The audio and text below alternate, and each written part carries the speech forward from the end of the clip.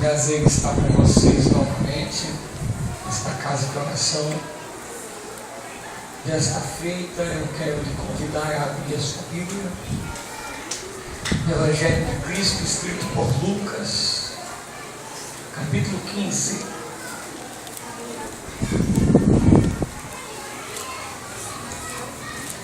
Versos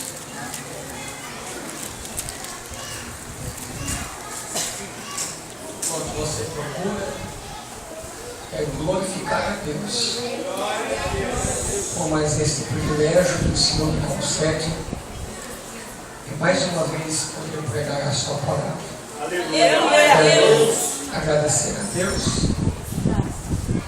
pela vida do pastor e da pastora desta igreja, representado pelos obreiros que aqui estão, falando do presbítero Wilson, que mais uma vez nos recebe aqui.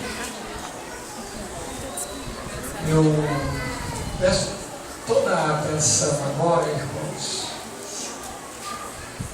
dizendo que eu pedi a Deus uma palavra e o Senhor me dirigiu a um texto esta noite. Se você não conseguir ouvir ou prestar atenção nessa mensagem, deve ser por dois motivos.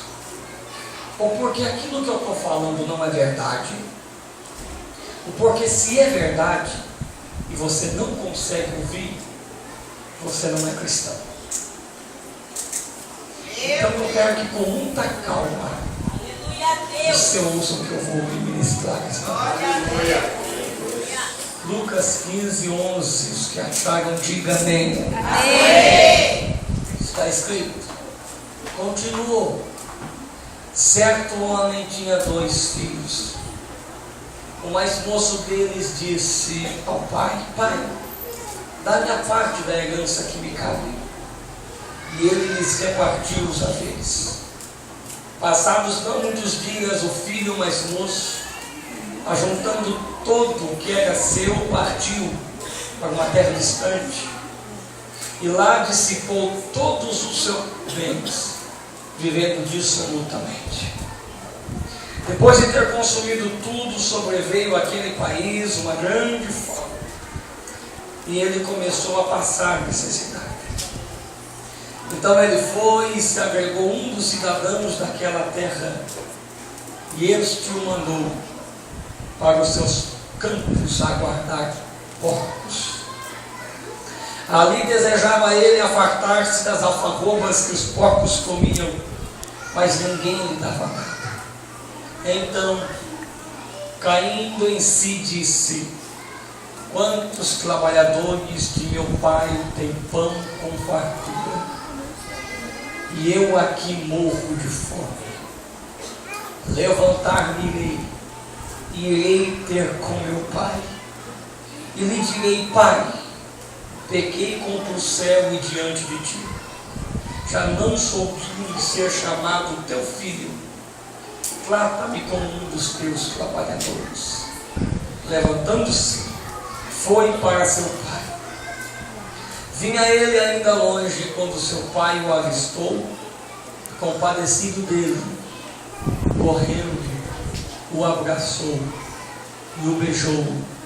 E você diz amém? Amém. Olhe para alguém, dá um sorriso e diga: é muito bom te ver aqui.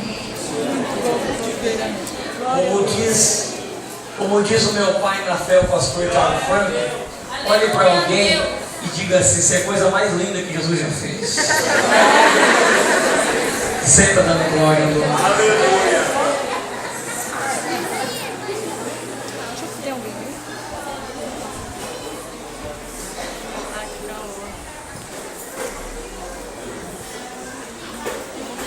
Quero acreditar que numa audiência, quero acreditar que num fórum,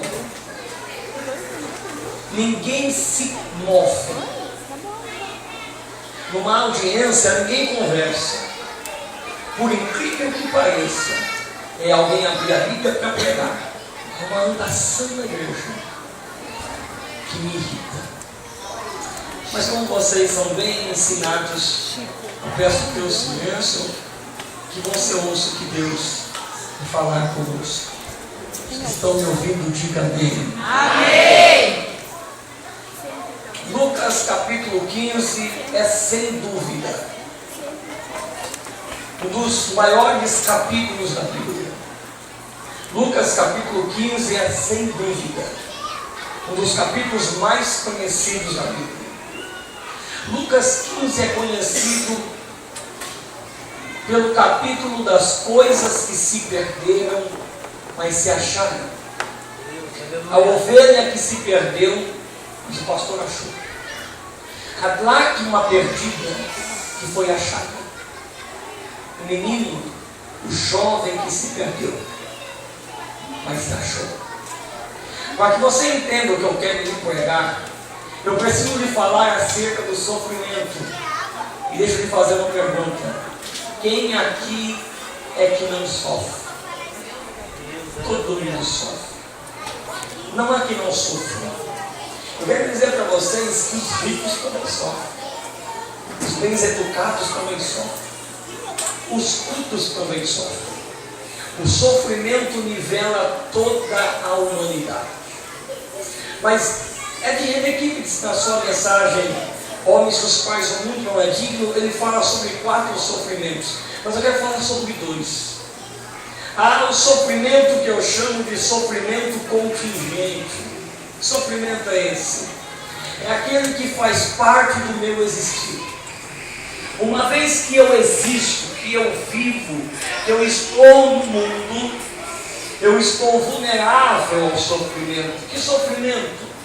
Aquela enfermidade que chega de maneira inesperada, aos acontecimentos da natureza, ao furacão, ao vento. Me faz lembrar de Lucas capítulo 13, dos versos 1 ao 5, quando alguém chega para Jesus e diz: Mestre, Pilatos mandou matar alguns galileus. Eles pecaram? Jesus disse: não, Pilatos não acordou bem. Mas e aquela torre de Siloé que caiu e matou 18 homens? Eles pecaram? Não, a torre caiu. Eu quero dizer para você que torre cai, viaduto também cai, com a permissão de Deus, mas cai. Eu prefiro acreditar que Deus permite com que um viaduto caia do que acreditar que Deus não tem poder para assegurar um viaduto. Tudo o que acontece é permissão de Deus. Ele sabe de todas as coisas. Mas há mais um tipo de sofrimento. Há o sofrimento autoimposto. É aquele que eu planto, é aquele que eu colho. É aquele versículo da Bíblia que diz: quem planta vento, colhe tempestade. Não é ditado popular, é Bíblia. Oséias capítulo 8, verso 7. Os que plantam vento, colhem tempestade. Lucas capítulo 15, verso 11, vai nos mostrar alguém que plantou e colheu. Eu quero dizer que cuidado com as suas atitudes, que você planta hoje, você colhe amanhã.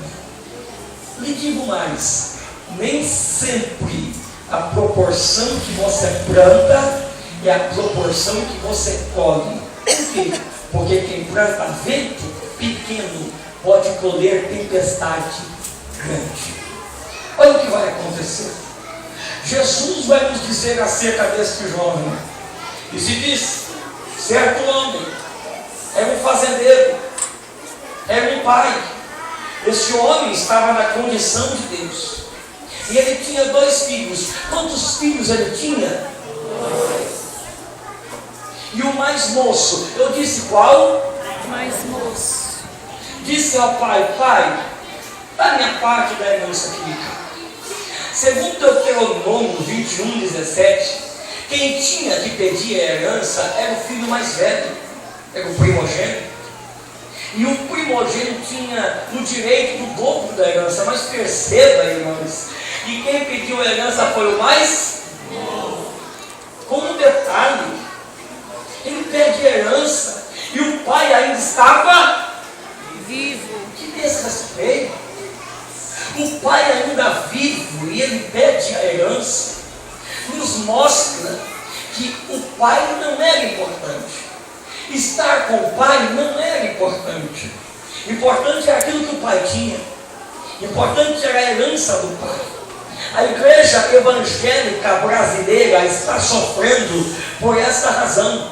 Porque para muita gente Deus não é importante. Importante é aquilo que Deus tem.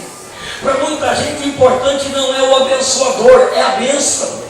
O importante não é Deus, é os milagres de Deus. Eu quero dizer para você que importante não é ter a bênção, é ter o abençoador. Davi não disse, eu tenho a bênção e nada me faltará. Davi disse, eu tenho um pastor, é o abençoador, é ele. Quem tem Deus tem tudo. O pai é importante. O Wagner Luisberg diz que quando as coisas são mais importantes do que pessoas, quando as paisagens distantes é mais importante do que a bênção do lar, quando o prazer é melhor do que o compromisso, o abismo se abriu e você vai cair dentro dele. Aquele jovem não desrespeita apenas o pai, ele desrespeita o seu irmão. Ele não se preocupa com o irmão, ele quer a parte da herança dele. Aqui há muitos jovens, e ouçam o que esse pregador vai nos dizer. Nós vivemos em uma época de egocentrismo. Sabe por que os jovens não querem se casar? Porque há um egocentrismo tomando conta do coração deles. Porque casamento é dividir, casamento é compartilhar, casamento é se unir. Casamento é dar um ao outro. Agora nós vemos aí um momento egocêntrico. Eu é eu, você é você. Você que se vira e eu que me viro. A minha bênção é minha bênção, a tua é a tua. Eu quero dizer para você que há um desrespeito com o próximo gigante. Mas Deus está nos dizendo esta noite: não adianta você dizer que me ama se não ama o teu próximo. Sabe o que mais me chama a atenção? É que nos versos 29 e 30 do capítulo 15, você vai ver que o filho mais velho fica bravo com o pai, porque quando o mais novo chega pedindo perdão, o pai lhe oferece um cordeiro em sacrifício, e o mais velho fica bravo e diz: pai, como que pode? Eu estou aqui, o senhor não me dá um cabrito. Perceba que há o mesmo sentimento nele. Eles ficam disputando para ver quem tem herança, quem não tem, quem consegue mais, quem consegue menos. Eu fico vendo a igreja atual e me espanta essa disputa para ver quem prega, quem não prega, quem canta, quem não canta, quem está na frente, quem não está na frente, quem é grande, quem é pequeno. Eu quero dizer para você que o importante aqui não é quem prega, não é quem canta. O importante aqui é a presença do Pai, é a presença dele que é importante.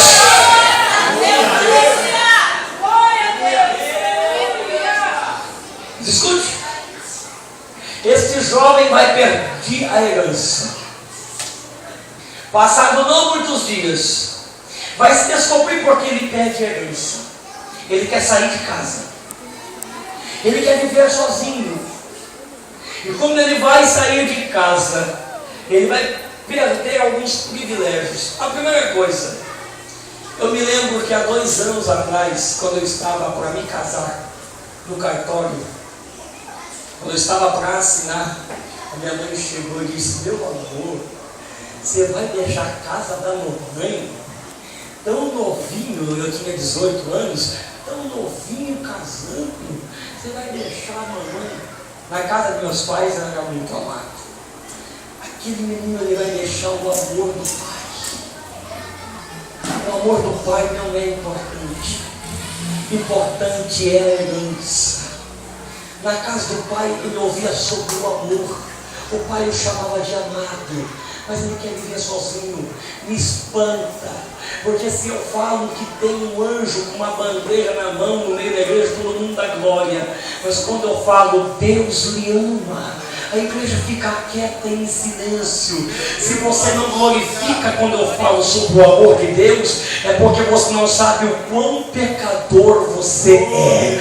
Só entende o amor de Deus quem entende a condição de pecador. Dá uma olhadinha para você e eu olho para mim. Quem éramos nós? Pequenos, falíveis, errantes, pecaminosos, blasfemos, indignos, injustos, amaldiçoados, mas Ele nos amou e nos tirou do mundo e nos salvou. Deus lhe ama e o amor dele está sobre você esta noite.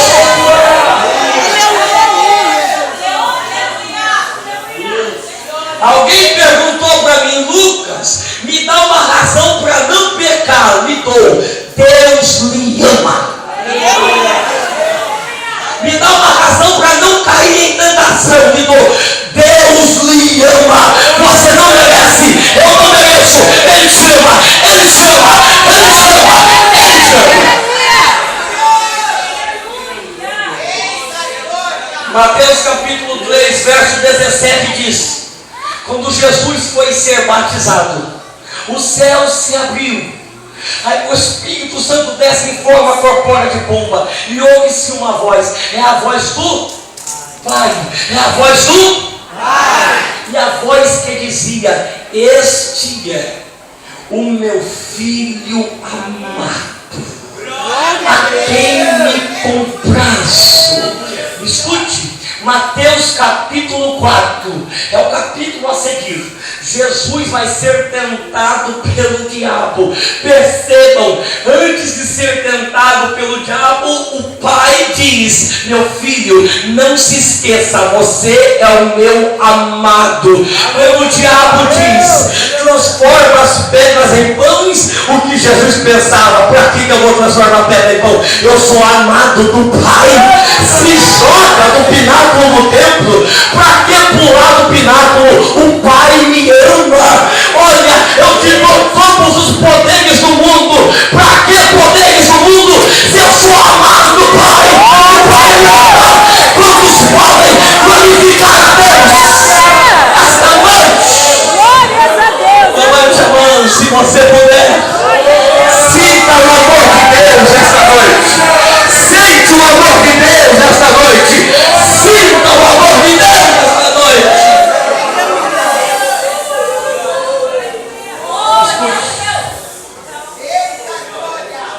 Escute. Ele vai deixar também os princípios daquela casa. Porque toda casa tem. Toda casa tem. Na tua não tem? Coloque. Tem que ter princípios. Almoça ainda é na mesa, não na frente do computador, da novela, da televisão. É na mesa. Se deita, ainda se agradece a Deus pelo dia. Princípios. Mas aquele menino sabe que não tem como viver na casa do pai de qualquer jeito. Se ele quiser viver na casa do pai, ele tem que obedecer os princípios do pai. Eu quero dizer uma verdade para você. Se você quer viver com Deus, você precisa obedecer os princípios de Deus. Não é de qualquer jeito. E olhe para cá, porque eu não estou falando de usos e costumes agora, mas me escute, me espanta. Porque eu estou vendo dentro dos templos uma sensualidade enorme entrando em nossos templos. É cada roupa escandalosa. E não digo apenas das moças, digo dos rapazes também. O que está acontecendo com as nossas igrejas? Aqui não é prostíbulo, aqui não é desfile de moda, aqui é casa de oração. O que está acontecendo, irmãos? O que está acontecendo com a gente? Se queremos viver na casa de Deus, precisamos respeitar os princípios de Deus. Ou é ou não é, ou serve ou não serve, ou peca ou santifica. Deus está dizendo: decide o que você quer hoje.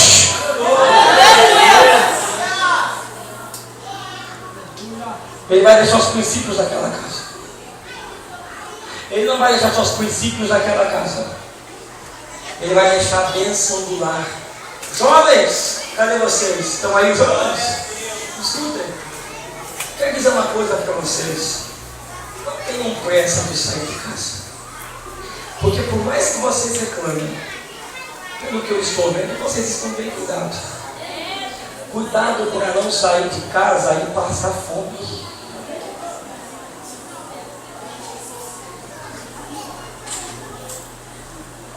Porque aquele menino saiu de casa, mas ele mesmo disse: na casa do meu pai tem pão com fartura.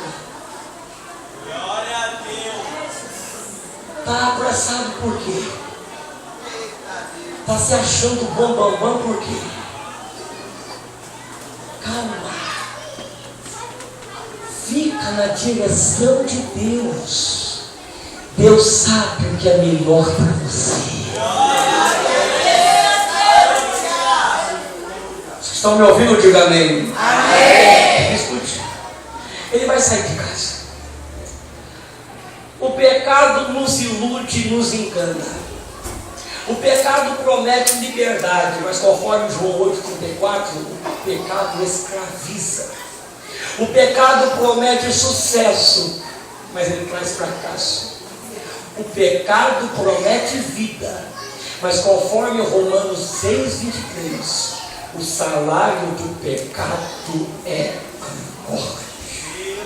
O menino pensou que ia se encontrar, ele acabou se perdendo. Olha para mim. A primeira coisa que aquele menino vai perder é a sua consciência. Deixa eu te fazer uma pergunta. Será que é só na minha casa que acaba dinheiro ou na sua casa falta grana também? Não tem uma época que parece que a gente, meu Deus do céu, dessa vez eu me surpreendi. Daí as irmãs têm que parar de comprar escarpão, vestidinho. Os meninos têm que parar, porque tem que dar uma parada para fazer o que, não é verdade? Tem que dar uma economizada. Porque a gente ainda tem consciência. Esse menino perdeu a consciência, porque se diz depois de ter consumido tudo, ele não percebeu que já era a hora de ter parado. Sabe por quê? Porque o pecado nos encoraja a continuar pecando. Já era para ele ter parado, mas ele não parou. Eu quero dizer uma coisa para você, talvez você está dizendo, mas essa mensagem não é para mim, porque eu sou crente, aí que você se engana. O filho se perdeu primeiro, foi dentro de casa. É aqui que o risco começa. Você sabe que já era para você orar, por que você não orou? Já era para você ter buscado, por que não buscou? Vai esperar chegar na situação de querer comer comida de porco para voltar para casa. Deus está dizendo: volta hoje, se arrepende hoje, busca hoje, para hoje, recebe avivamento hoje. Desperta a tua mente hoje e volta para a casa do Pai.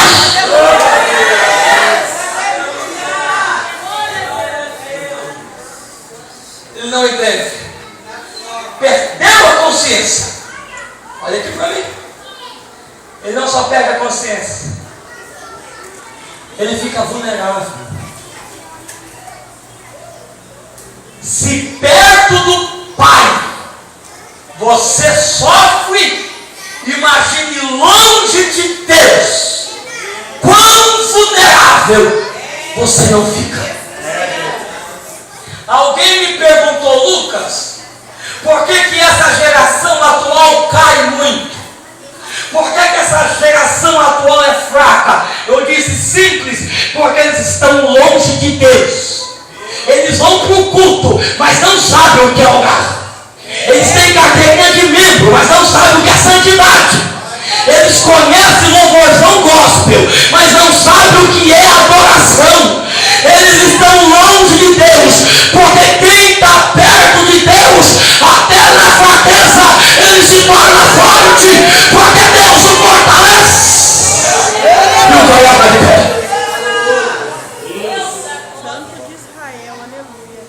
Se o jovem estava vulnerável, estava longe do Pai. Agora olhe para mim. Acabou tudo. ele vai ser escravo. O Warren Wiersbe diz que aquilo que ele se recusou a fazer para o seu próprio pai, ele está fazendo para um desconhecido. Sabe o que? Trabalho.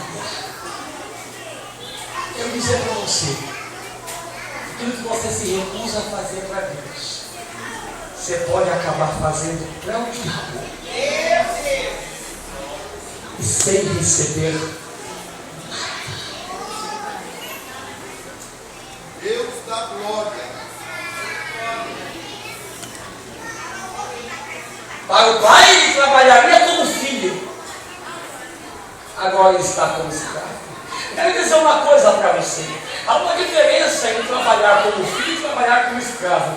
Como filho, ele estava trabalhando para si mesmo. Sabe por quê? Pense comigo, lógica. Se ele estava enriquecendo o próprio pai, então ele estava enriquecendo a sua própria herança. Lógico, ele estava enriquecendo a si mesmo. Mas como escravo, ele não trabalhava para ninguém. Ele era só mais um. Ele não tinha nada, nenhuma recompensa. Sabe que Deus está dizendo? Quando você trabalha para Deus, o mais beneficiado é você. Quando você vem para o culto, o mais beneficiado é você. Quando você prega, o beneficiado é você. Quando você louva, o beneficiado é você. Quando você canta, o beneficiado é você. Quando você ora, o beneficiado é você. Então essa noite eu te convido a trabalhar para o Pai, a adorar o Pai. Levante a tua mão se você puder. Quantos aqui querem trabalhar para o Pai? Deus está dizendo: trabalha para mim. O abençoado é você, o recompensado é você.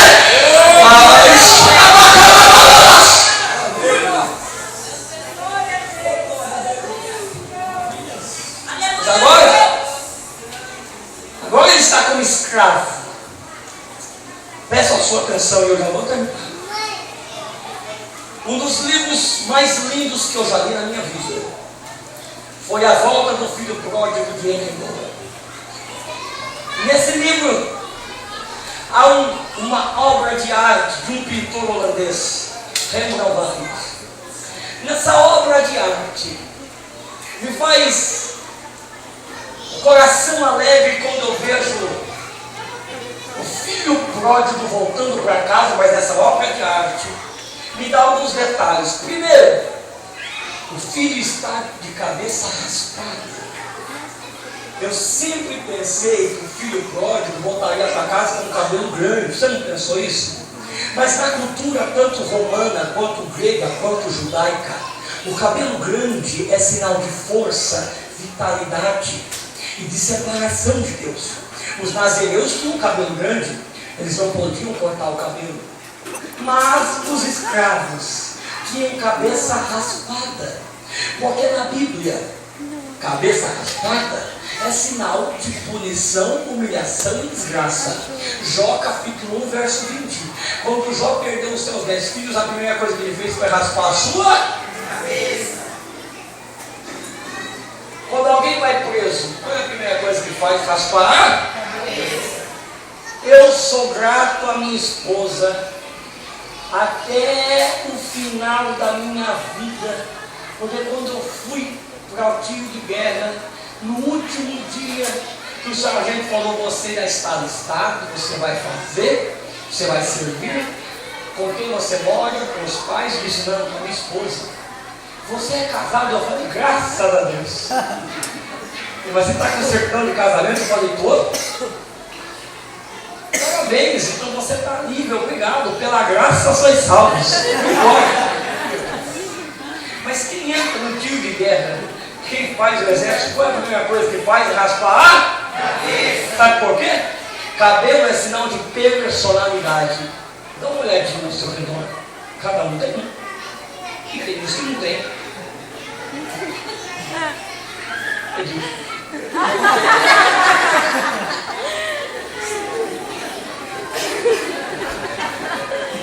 Olha para mim. Primeira coisa que o diabo quer roubar de você é a sua personalidade. Aquele menino já não era um, ele era só mais estável. É isso que o diabo quer fazer com nós. Ele não quer que nós sejamos mais um. Ele quer que nós sejamos mais um, não um. Mais um que não ora, mais um que não busca, mais um que não se interessa. Mas hoje ele vai cair por terra. Porque aqui não tem mais um. Aqui tem uma geração que ainda busca. Me escute. Rembrandt Van Rijn desenha aquele menino com as roupas sujas, de fato. Porque quando o menino volta, a primeira coisa que o pai vai fazer é dar uma nova veste. É uma nova porque a dele estava suja, e vestes fala de dignidade. O menino estava indigno. Sabe o que eu aprendo? O diabo quer roubar a nossa dignidade. Eu lhe pergunto, como estão as suas vestes? Quem olha para você diz, é servo de Deus? Quando eu falo de vestes, eu estou falando de comportamento. Eu estou falando de caráter. Ele estava indigno. Mas aquele menino ainda perdeu as sandálias. Perceba que quando ele chega, o pai lhe diz, tragam sandálias novas. Sandália na Bíblia diz o quê? Calçai os pés com a preparação do Evangelho. Dá? Então se não tem o Evangelho na minha vida, não vou ter? Sabe por que famílias estão em pé de guerra? Porque tem tudo lá dentro, só não tem o Evangelho da paz. Sabe por que tem casamento que não vai para frente? Porque eles têm tudo, só não tem o Evangelho da paz. Mas eu quero dizer esta noite que se você está perturbado, esta perturbação vai cair por terra, porque eu estou pregando o Evangelho da paz. Levante a palavra que eu vou profetizar no nome de Jesus. Qualquer perturbação, qualquer aflição, qualquer mal que te incomoda, você e a tua casa, vai cair por terra agora, porque o príncipe da paz está aqui esta noite. Recebe o Evangelho da paz. Quantos podem louvar a Deus aqui esta noite? Me escute. Está lá entre os porcos. O texto diz, e caindo em si. Se ele caiu em si, é porque ele estava fora de? Ele estava fora de? Sim. É isso que o pecado faz conosco, irmãos. Nos deixa fora de si. Sabe quando você diz, nossa, eu fiz isso? É, você fez. Porque o pecado deixa você fora de você. Mas o texto diz, e caindo, sabe o que é cair em si? Ele voltou ao primeiro amor. Ele trouxe à memória o que pode dar esperança. Eu quero dizer esta noite, se prepare para voltar ao primeiro amor esta noite. Mas me escute, vou terminar agora. Tem uma coisa que ele não perdeu. E se você não, glória agora, eu vou sair correndo. Sabe por quê? Tem uma coisa que ele não perdeu. Sabe o que ele não perdeu? Ele está no meio dos porcos. Eu digo uma coisa para você. Olha aqui para mim. E mais uma vez eu me dirijo principalmente aos jovens. Se você tem vontade de comer comida de porco, é porque você não conhece o banquete do Pai. Quantos jovens que eu conheço, rapaz, eu queria conhecer uma balada. Eu não queria conhecer uma festa. Eu queria saber o que é aquilo que tem no mundo. Se você tem desejo de lá, é porque você não conhece o que tem aqui. Porque quem conhece o que tem aqui, não quer nem saber daquilo que tem lá. Quem bebe água limpa, não quer beber água suja. Quem tem banquete de Deus, não quer comida de porco. Aquele menino não conhecia. E ele diz assim, está no meio dos porcos, Mas tem uma coisa que ele não perdeu. Ele no meio dos povos. E Caína em si disse: na casa de meu pai. Deus, aleluia. Aleluia, Deus. Olha para alguém e diz assim: ó, você entendeu? Você entendeu? Aleluia. Eu vou dizer, olha o que ele não perdeu. Ele não perdeu. Ó. Na casa de meu Deus, aleluia. ele não perdeu a filiação. Ele estava injusto, ele estava indigno, ele estava sujo, mas ele não estava órfão. Ele ainda tinha um pai, e era para lá que ele ia voltar. Eu quero saber, eu quero dizer uma coisa essa noite. Eu não quero saber como você entrou aqui. Eu não quero saber como você chegou aqui. Eu quero dizer uma coisa para você. Você não está órfão. Nós não estamos órfãos. Nós ainda temos um pai. Volta para ele hoje. Volta para ele. Quantos podem glorificar a Deus?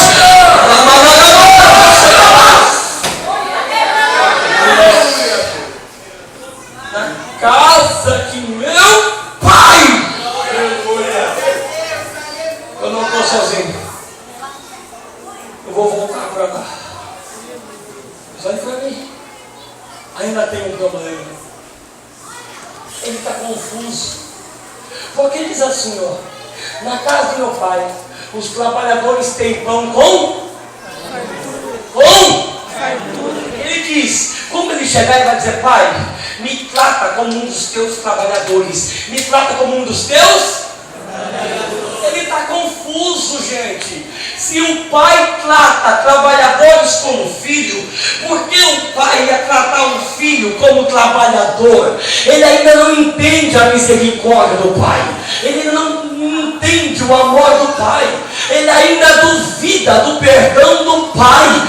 Mas mal sabia que enquanto ele duvidava do caráter do pai, o pai já estava do lado de fora, de braços abertos, dizendo: volta, meu filho, volta, meu filho, volta, meu filho.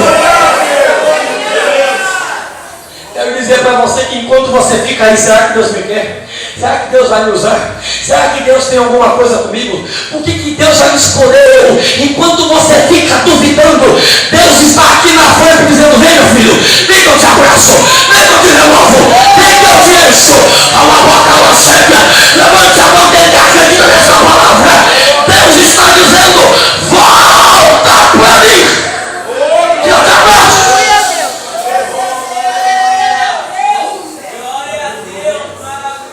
Escute agora. Escute, e eu termino agora. Ele se levanta, ele vai para a casa do pai. Presbítero Carlos, fique de pé aqui para mim, por favor. Abre o terno, fazendo favor. O pai, filho prático. A Bíblia diz que quando o pai o viu, o pai correu. Olha que parada. No Oriente, o pai, o idoso, não poderia correr. Mas o pai correu. Sabe por quê? Porque Deus tem mais pressa de você do que você tem pressa dele. Deus está com saudades de você. Aleluia! Olha para cá. O pai vai abraçá-lo. Talvez você ache isso normal. Mas abra comigo a sua Bíblia em Deuteronômio 21, verso 18, para você entender o que está acontecendo. Está escrito assim, ó: se alguém tiver um filho contumaz, rebelde, desobediente, que não obedece à voz de seu pai e da sua mãe, e ainda castigado não lhes dá ouvido, seu pai e sua mãe o pegarão e o levarão aos anciões da cidade à sua porta, e lhes dirão: este nosso filho é rebelde, não dá ouvidos. Então todos os homens da sua cidade o apedrejarão até que morra. Era lei. se o filho fosse desobediente, se o filho desonrasse a família, deveria ser apedrejado, deveria ser morto, porque ele foi rebelde. Mas abre os braços. Mas esse menino foi diferente. Ninguém poderia apedrejá-lo. Sabe por quê? Porque antes que alguém fosse apedrejá-lo, o pai o abraçaria. Ou seja, a pedra não atingiria ele, a pedra atingiria o pai, porque aquele que habita no esconderijo do Altíssimo, a sombra do Onipotente, descansa. Quem pode louvar? Quem pode louvar? Levante as suas mãos. Quem está sentindo a presença do Pai?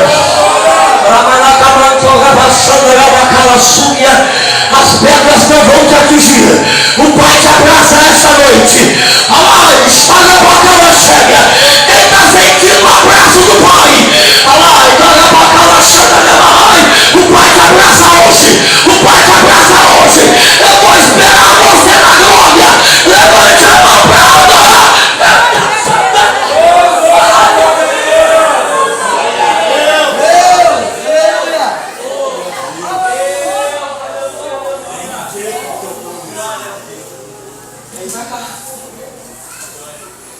Marlon, fica de pé, por favor. E eu termino. O pai, filho pródigo, eu não acredito. Chega mais perto, por favor. Que quando ele chega e abraça o pai, eu não acredito que ele vai falar, pai. Eu não acredito que ele vai se render. Eu acredito que ele vai cair. Ele vai se humilhar. E olha o que Rembrandt mostra. Ele está caído. Ele está humilhado, mas as duas mãos do Pai estão sobre os ombros do menino. O que é isso, Lucas? Salmo 85:10. A graça e a verdade se encontraram, a justiça e a paz se beijaram. Graça, verdade. Por que verdade? Porque a verdade liberta. O menino era injusto, o pai era justo, estava perdoando o menino. Porque é graça. Porque a partir daquele momento o menino iria voltar para casa. A justiça, porque a partir daquele momento o menino estava sendo justificado. E por que mais? Porque a partir daquele momento não haveria culpa. O menino era livre, ele voltou para casa. Fica de pé. Glória a Deus. Aleluia. Santo de Israel. Aleluia, Deus. Aleluia, Jesus. Está sentindo a presença de Deus aí? Está sentindo a presença de Deus aí? Faz um favor para mim, olha para alguém com os olhos e diga ao Pai, te recebe de volta. Diga ao Pai, te abraça hoje. Diga, você está sentindo a presença do Pai aí? Pega na mão dele, você está sentindo a presença do Pai? Você pode dar glória pelo abraço do Pai.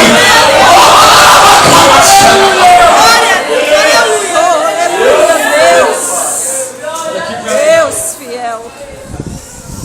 Jesus Cristo, e eu termino. Jesus Cristo é o verdadeiro filho pródigo do Pai. Com um detalhe: o filho pródigo saiu porque foi rebelde. Jesus deixou a casa porque estava sendo obediente. O menino pegou tudo e foi embora. Jesus deixou tudo e veio para nos salvar. O menino pecou, Jesus não pecou. O menino foi até os porcos, Jesus também. Ele salvou o publicano e pecadores. O menino volta para casa porque pecou, Jesus vai voltar para casa porque ele concluiu a missão. O menino volta para casa sozinho, Jesus volta trazendo perdidos com ele.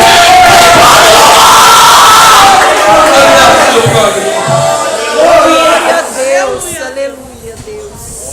Quero terminar essa mensagem esta noite. Quero que você fique de frente com alguém. Você vai orar por alguém agora esta noite. Fique de frente com alguém, coloque a mão no ombro dele.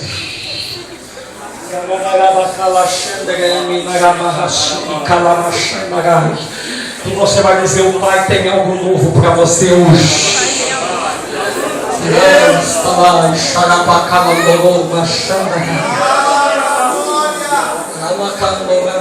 Deixa eu fazer uma pergunta antes. Fica com a mão no ombro dele.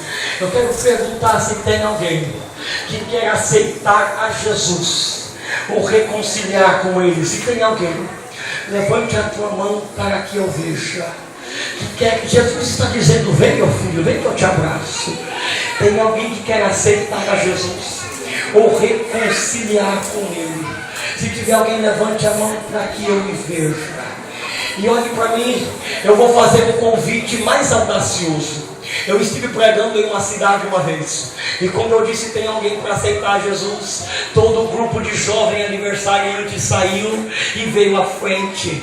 Todo mundo ficou olhando pasmado, e Deus me disse: é assim, meu filho, eles estão desviados dentro da igreja e não sabem. Então o meu convite agora é mais audacioso. É para você que se sente desviado aqui dentro. É para você que já é aqui, mas sabe que está perdido e que precisa voltar para Deus. Eu quero que você saia do seu lugar e venha à frente, se tiver alguém. É muita humildade para fazer isso. Eu lhe convido, porque eu quero orar pela tua vida hoje.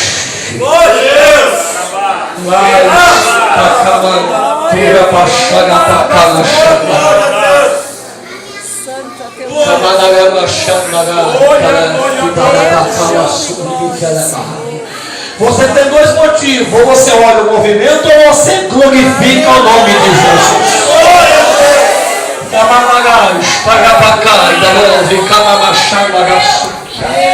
O presbítero Carlos vai preparar um louvor. Se tiver mais alguém, eu lhe convido para sair do seu lugar e vir aqui à frente.